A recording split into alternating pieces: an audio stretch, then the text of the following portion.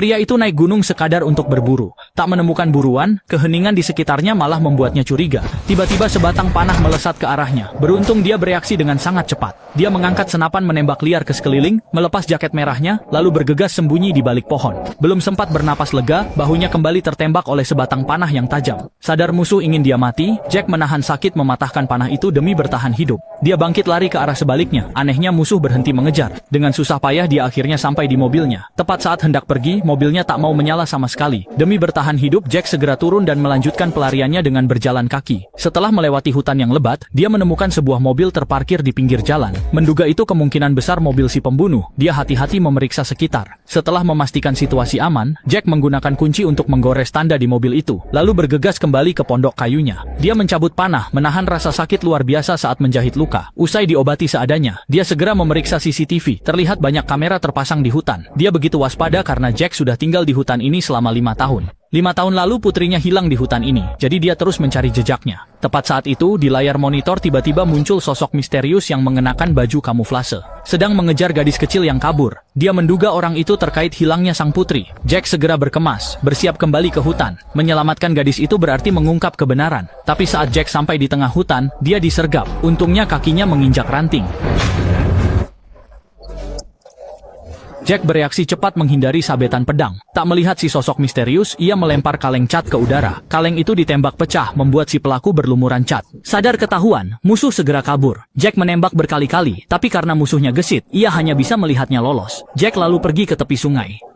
Saat hendak membasuh muka dan istirahat, ia melihat sesuatu berwarna putih. Saat diperiksa, ternyata itu gadis yang diburu si sosok misterius. Gadis itu pingsan dan pita suaranya telah dibuang. Jack segera menggendongnya untuk dibawa ke pondok. Setelah berjalan cukup lama, hari mulai gelap. Takut si sosok misterius mengejar, Jack menuju ke dekat jebakan buatannya. Berniat sembunyi semalam dan lanjut esok hari, tapi saat berbalik, gadis itu menghilang. Saat Jack mencarinya, gadis itu tiba-tiba menyerang Jack dari belakang. Rupanya gadis itu mengira Jack orang jahat. Untunglah setelah dijelaskan, ia sadar itu salah paham. Mereka pun bergegas sembunyi di dalam lubang jebakan hingga keesokan paginya.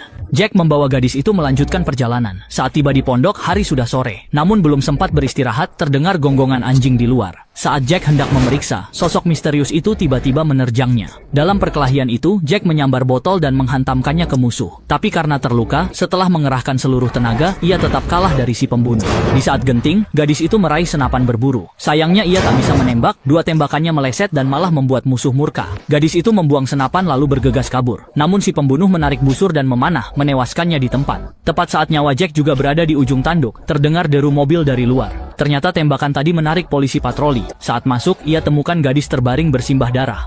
Saat berpatroli, Polwan ngeri menemukan gadis kecil tewas mengenaskan di pondok hutan. Belum sempat bereaksi, Jack tiba-tiba muncul membawa pistol, namun sialnya dia malah dikira sebagai pembunuhnya.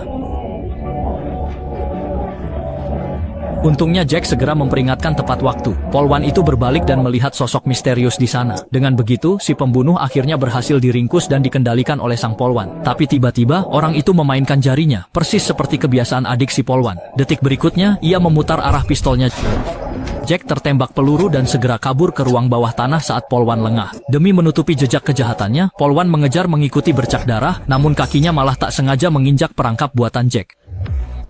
Dia sadar Polwan itu takkan melepaskannya begitu saja. Ia terpaksa mencari mantan istrinya, karena pacar barunya adalah seorang polisi. Hanya pria itulah yang bisa membantunya membersihkan namanya dari kecurigaan. Ia pun menceritakan kejadian sosok misterius yang membunuh gadis itu. Polisi itu tahu sifat Jack dan yakin ia takkan berani membunuh, lalu segera membawanya menemui teman forensik untuk mengobati luka-lukanya. Berdasarkan informasi Polwan, mereka berhasil menangkap adiknya di sebuah rumah kosong. Namun setelah diinterogasi, ternyata adiknya memiliki bukti alibi yang sangat kuat. Menurut hasil penyelidikan, hari itu dia hanya minum bersama teman-temannya. Jack tampak sangat kecewa, karena itu berarti pelakunya adalah orang lain. Saat mengira kasus ini akan berakhir buntu, ia baru saja keluar dari bar setelah selesai minum dan menemukan pickup yang tak asing di pinggir jalan, persis milik sosok misterius di hutan. Demi memastikan dugaannya, ia diam-diam mendekati mobil itu, ia mengusap debu dan melihat tanda itu. Saat ingin tahu pemiliknya, turunlah kakek berusia 70-an yang fisiknya sama sekali tak mirip sosok misterius itu. Lalu dia bertanya apa ada anak lelaki, tapi Pak Tua itu hidup sebatang kara. Dia pun bingung dengan maksud Jack. Melihat itu Jack segera berkata, dia pernah ditolong pemilik mobil saat tersesat, jadi dia datang berterima terima kasih. Mendengar itu Pak Tua baru paham, katanya pickup itu dipinjam tetangga di puncak gunung 2 hari lalu. Mobilnya baru saja dikembalikan hari ini. Jack pun melihat harapan. Berbekal alamat dari Pak Tua, dia segera ke rumah tetangga di puncak itu untuk menyelidiki siapa orangnya. Tak disangka setelah masuk dan memeriksa, pemandangan di dalam sana membuatnya sangat terkejut. Meja penuh alat penyiksa, dinding ditempeli foto gadis hilang, termasuk putrinya. Jack seketika sadar. Perjuangannya 5 tahun sia-sia, putrinya telah tiada. Tak sempat berduka, ia melihat seseorang diranjang. Ia memberanikan diri membuka kain putih, gadis itu sudah tewas. Pita suaranya telah dipotong. Belum sempat ia sadar, jarum bius menancap di lehernya. Yang tak disangka Jack, sosok misterius itu ternyata dokter forensik kepolisian. Dikira Jack pasti mati. Sementara itu polisi dapat laporan lagi. Mereka temukan mayat gadis di sungai. Setelah diperiksa, leher gadis itu juga digorok. Dan ditemukan panah di pohon. Saat Polwan memeriksa celah panah, ia merasa ada yang janggal. Ia seperti pernah melihat kalung putri sang dokter forensik di kantornya. Ternyata sama persis dengan pola di panah ini. Demi membuktikan dugaan, mereka melacak dokter itu dan menemukan rumah di puncak gunung. Mereka pun masuk menggeledah dan menemukan korban di ruang bawah tanah. Sementara itu, Jack dibawa ke hutan. Sang dokter tak ingin Jack mati mudah. Ia ingin bermain perburuan dengannya. Jack menyadari orang ini benar-benar gila. Ia lari panik tak tentu arah, jatuh bangun demi menghindari serangan mematikan itu. Demi segera mengakhiri perburuan ini, Jack bergegas mengeluarkan sebuah suar sinyal. Ia melemparnya ke belakang sang dokter. Saat dokter itu lengah, Jack segera menerjang dan menjatuhkannya ke tanah. Ia memukuli kepalanya membabi buta hingga lawannya benar-benar tak berkutik lagi. Saat Jack bertanya kenapa ia membunuh nyawa tak berdosa, ternyata putri dokter forensik itu tewas tertabrak mobil.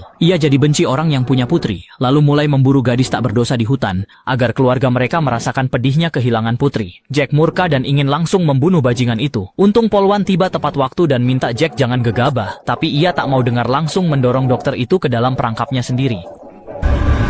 Polwan itu merasa bersalah pada Jack, jadi hal ini dipendam dan tak diumumkan. Di akhir cerita, Jack mengeluarkan sebotol minuman. Dulu, gara-gara membeli inilah putrinya diculik lalu dibunuh. Kini minuman itu menjadi luka batin yang tak terhapus di hati Jack. Sampai di sini film berakhir.